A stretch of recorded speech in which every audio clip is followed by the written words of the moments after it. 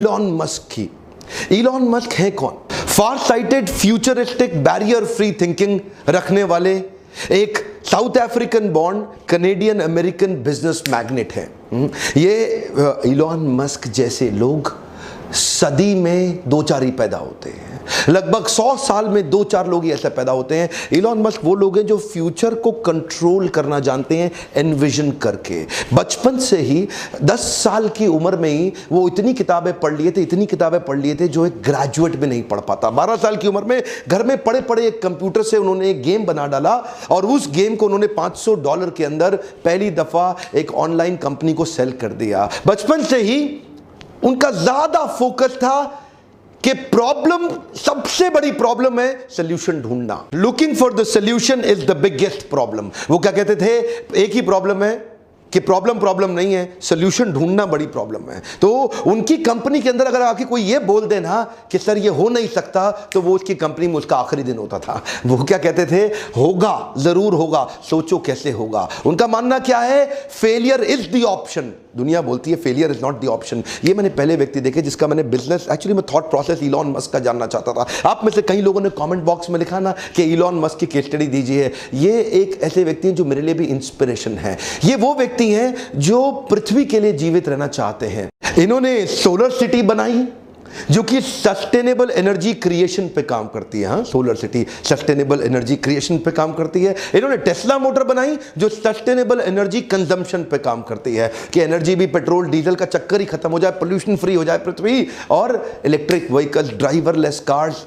Actually paranoid व्यक्ति जो केवल हाई क्लास प्रोडक्ट बनाने पे फोकस किया। शुरू से शुरू करते हैं आज, जो कि ये पृथ्वी पे 21वें सबसे शक्तिशाली व्यक्ति माने जाते हैं। ये सेल्फ टॉट प्रोग्रामर हैं और रॉकेट साइंटिस्ट हैं। इन्होंने रॉकेट साइंस की फॉर्मल एजुकेशन नहीं ली, किताबों को पढ़ पढ़ के इन्होंने पूरे रॉकेट साइंस को समझ लिया। बचपन में किताबी कीड़े थे, किताबें पढ़ पढ़ के इन्होंने बचपन में ही एक डीप विजन, एक ऑब्सेशन, परसिस्टेंस क्रिएट कर लिया पृथ्वी को बदलने के लिए। ये कहते हैं great leader don't try to force a square peg into a round hole. वो क्या कहते हैं? स्क्वायर को राउंड में घुसाने की कोशिश नहीं करते। बुद्धिमान व्यक्ति वो है जो अपनी हाई परफॉर्मेंस टीम को बिल्ड करते हुए उनकी कोर इनर स्ट्रेंथ को पहचानता है। इसका अर्थ क्या हुआ? कभी भी मछली को पेड़ पे नहीं चढ़ाते, पेड़ पे बंदर को चढ़ाते हैं। बंदर अपने आप चढ़ जाएगा, मछली जिंदगी भर मेहनत करने पे भी नहीं चढ़ेगी। इनका मानना है कि अगर असाधारण काम कराना है टीम से तो टीम पावरफुल होनी जरूरी है। पहली बार में सही आदमी हायर करो। मीडियोकर आदमी जब उससे रिजल्ट अचीव नहीं होता तो वो ये मान लेता है रिजल्ट अचीव इसलिए नहीं हुआ क्योंकि हो नहीं सकता था। लेकिन ये बिल्कुल ऑपोजिट है। ये कहते हैं नहीं हुआ से कोई मतलब नहीं, रिजल्ट तो अचीव करना है, तरीके अलग अलग अपना लो। गोल को नहीं बदलना, तरीके बदलने हैं। गोल नहीं बदलना, स्ट्रैटेजी बदलनी है। पूरा बचपन 10-10, 12-12, 15-15 घंटे अकेले घर में बैठ के पढ़ पढ़ के इन्होंने निकाल दिए। जिंदगी भर 7 दिन काम किया, एक दिन में 15-15 घंटे काम किया। अपने आप से अनरीजनेबल, अनकॉम्प्रोमाइजेबल एक्सपेक्टेशन रखते थे। अपने आप से वो एक्सपेक्ट करते थे जो कोई नहीं कर सकता। ये क्या कहते थे? मुझे वो नहीं करना जो किया जा सकता है, मुझे वो करना है जो करना चाहिए।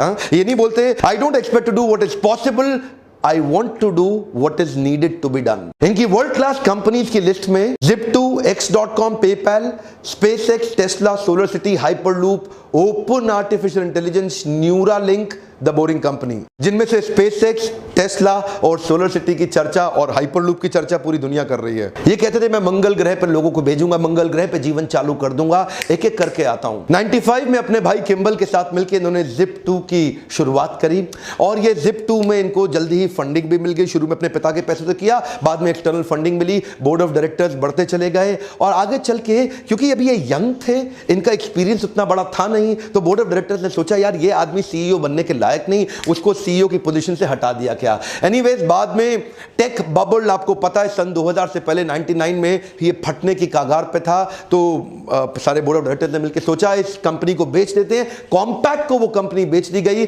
जहां से जो पैसा मिला उसमें इनका 7% इक्विटी था, जिसमें इनको $22 मिलियन तुरंत मिला। और वो $22 मिलियन ये घर में रख करके रईस आदमी की तरह घूम सकते थे। छोटे थे, यंग थे, लेकिन वो पूरे $22 मिलियन एक एक करके उन्होंने आगे इन्वेस्टमेंट शुरू कर दी और तुरंत चालू करी X.com। ये एक ऑनलाइन ट्रांजैक्शन की ऑनलाइन बैंकिंग कंपनी थी, अपने आप में पहली ऐसी कंपनी दुनिया भर में। आगे चल के कन्फिनिटी नाम की एक कंपनी के साथ इसका क्लैश हुआ, लेकिन उसी समय दोनों कंपनी मर्ज हो गई और उसका नाम पड़ गया पेपैल। क्या आप जानते हैं पेपैल? दुनिया भर में आज पेपैल फेमस है। उसको किसने स्टार्ट किया, उसको किसने बड़ा रूप दिया? वो इलॉन मस्क ही थे। उनका जो सीटीओ था ना, चीफ टेक्निकल ऑफिसर, उसके साथ इनकी बहसबाजी हो गई। ये सीईओ थे, वो सीटीओ थे, और बहस ऐसा हुआ कि वो सोच रहे थे कि लाइनेक्स पे रखें इसको कि विंडोज पे लेके जाएं, और उस बहस के चक्कर में सीटीओ ने बाकी बोर्ड को अपने साथ लिया। ये भाई साहब की अभी नई शादी हुई थी इलॉन मस्क की, ये गए हुए थे हनीमून पे, पीछे से उन्होंने इसको बाहर निकाल दिया और सीईओ की पोजीशन से बाहर कर दिया। बहरहाल उस कंपनी से भी बाहर हुए ये, लेकिन तब बाहर होते वक्त इनका शेयर बहुत बड़ा हो चुका था। $165 मिलियन लेके बाहर निकले तो रुके नहीं।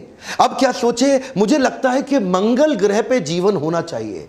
ये सोचे मंगल ग्रह पे पेड़ पौधे उगाऊंगा, उसके बाद लोगों को बसाऊंगा, पूरा जीवन बसाऊंगा। ये रशिया गए। रशिया जाके उन्होंने बोला कि कुछ ऐसे रॉकेट्स का अरेंजमेंट किया जाए कि जिससे मैं मंगल ग्रह जा सकूं। उन्होंने इनको प्रपोजल दिया कि $8 मिलियन लगेगा। अब ये सोचने लगे, यार $8 मिलियन तो बहुत ज्यादा है। ये रशिया में काफी नेगोशिएट करने की कोशिश जब की तो उनके प्रोजेक्ट को रिजेक्ट कर दिया गया। ये वापस आ गए। वापस आके सोचे क्यों ना मैं ये कंपनी खुद ही बना लूं, तो पढ़ने लग गए। अपने आप पढ़ पढ़ के इन्होंने अपने आप उसी समय स्पेसएक्स कंपनी फाउंड करी। जिस प्रकार हेनरी फोर्ड ने commercially viable automobile industry create करी, उससे पहले गाड़ियां बड़ी महंगी बनती थी। हेनरी फोर्ड ने उसको कमर्शियली वायबल बनाने के लिए बड़ा एक असेंबली लाइन बना दिया। बोले जैसे हेनरी फोर्ड ने उसको कमर्शियली वायबल किया, तो मैं स्पेस ट्रैवल को कमर्शियली वायबल क्यों नहीं कर सकता? $8 मिलियन तो बहुत ज्यादा है एक रॉकेट का। तो ये सोचने लगे कुछ ऐसा किया जाए कि रीयूजेबल रॉकेट तैयार किए जाएं। तो रॉकेट साइंस की इनको पढ़ाई इन्होंने फॉर्मली तो नहीं करी थी, लेकिन इससे पता चलता है कि एक आदमी नेट को खोल के या किताबों को खोल के या एनसाइक्लोपीडिया को खोल के किताबों को पढ़ के खुद भी सीख सकता है, और वो इन्होंने किया। प्राइवेट ऑर्गेनाइजेशन स्पेस ट्रैवल को रीडिजाइन कर देगा, इसका किसी को विश्वास नहीं हुआ। कोई नहीं बोला कि मैं इसकी मदद करने, कोई नहीं आया। एक्चुअली मुद्दा यह नहीं था कि रॉकेट को ऑर्बिट में पहुंचाना है। एक्चुअली मुद्दा यह था कि लो कॉस्ट में रॉकेट को ऑर्बिट में पहुंचाना है और उसी रॉकेट को फिर वापस भी लेके आना है उसको रीयूज करने के लिए। और वहीं जब इन्होंने पहला लॉन्च किया, इनके इंजन में आग लग गई, और वो अर्ली आग लगी, वहां से इनको बहुत बड़ा नुकसान हुआ। अच्छा, दूसरी बार फिर ट्राई किया। दूसरी बार इनका जो रॉकेट था वो स्पेस में गया, लेकिन ऑर्बिट में नहीं पहुंचा, फिर ऑफ रूट हो गया। और तीसरी बार स्पेस में जाते ही ऑफ रूट हो गया। 3 बार में इनका इतना नुकसान हुआ, जितना भी पैसा इनको मिला था, पीछे जो इनको मिला था ना पेपैल से, जब पैसा आया था इनको बाहर निकाला गया था, तो वो सारा पैसा इन्होंने डाल दिया, लेकिन तीनों बार में पैसा खत्म हो गया। फंडिंग एजेंसी से खत्म हो गया, नासा से कॉन्ट्रैक्ट मिला, वो पैसा भी गया। अब इन्वेस्टर बोले अब कुछ नहीं बचा, अब तो कंपनी खत्म। लेकिन ये बोले एक ट्राई और करूंगा, एक ट्राई और करूंगा। क्या क्रेजी आदमी थे। He made a crazy announcement कि चौथा लॉन्च थोड़े ही महीनों में करने वाला हूं। एक्चुअली इस इंडस्ट्री में इतने छोटे छोटे गैप पे कोई लॉन्च नहीं करता, पर ये छोटी उम्र के अंदर ही बहुत बड़े, इनका रिस्क एपेटाइट बहुत बड़ा था और अपना सब कुछ दांव पे लगाने को तैयार थे। अपना घर मकान बेच के किराए पे शिफ्ट हो गए, सबके कर्जे लेकर के आखिरी बार ट्राई किया, और इस बार न केवल सफल हुए बल्कि $1.5 बिलियन का नासा से एक प्रोजेक्ट भी ले लिया, और नासा ने अब इनको फंड किया, बोला आप हमारे लिए काम करिए। आप जानते हैं हमारा इसरो और नासा ये सरकारी पैसे पे काम करते हैं, लेकिन रीयूजेबल रॉकेट सरकारी पैसे के बिना उन्होंने प्राइवेट दम पे, बिना फॉर्मल पढ़ाई के, अपने आप किताबें खोल के पढ़ पढ़ के खुद ही कर डाला। ऐसा पैरानॉइड विजन अपने प्रोडक्ट और अपने क्राफ्ट को अचीव करने के पीछे ऑब्सेशन। देखिए, यही मैं आज अपने देश में देना चाहता हूं मैसेज। हमारे देश में भी ऐसे कई लोग खड़े होंगे जो इन वीडियोस को देख रहे हैं। आज ये नासा स्पेस एजेंसी के इक्विपमेंट, कार्गो और सैटेलाइट ऑर्बिट तक पहुंचाते हैं और रीयूजेबल प्रोजेक्ट बना दिया। अभी इसके साथ साथ इन्होंने, अभी चल ही रहा था, ये टेस्ला मोटर में भी पैसा डाल दिया।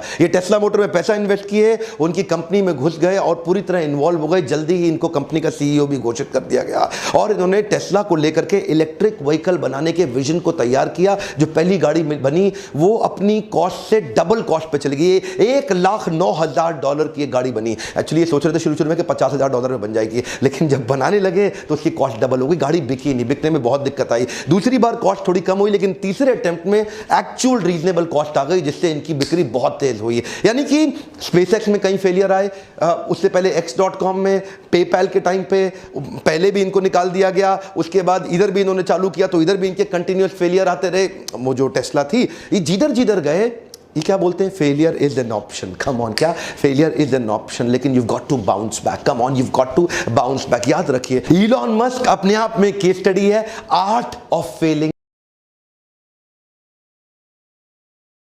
सक्सेसफुली। एक कम ऑन, क्या आर्ट ऑफ फेलिंग सक्सेसफुली। आज $20 बिलियन से ज्यादा की नेटवर्थ, दुनिया के 50 सबसे पैसे वाले अरबपतियों में इनका नाम आता है। दुनिया भर में इनका इन्फ्लुएंस इतना बड़ा हो गया, भारत भी आ रहे हैं इलेक्ट्रिक गाड़ियों को लेकर के, उसकी तैयारी हो रही है। हमारे प्रधानमंत्री से इनकी मुलाकात भी हुई, और आप तो जानते भी हैं आज हमारे देश में पेट्रोल डीजल गाड़ियां हटाने की पूरी तैयारी की जा रही है, इलेक्ट्रिक व्हीकल्स लाने के लिए ड्राइवरलेस पावरफुल गाड़ियां बना रहे हैं। आज इलॉन मस्क दुनिया भर में छा गए हैं। Futuristic, future oriented, barrier free thinking, ये जो ढक्कन लगा ना बैरियर, वही सबकी समस्या। आज एक बात कहना चाहता हूं, कुछ भी भूल जाना जिंदगी में, ये बाउंस बैक को मत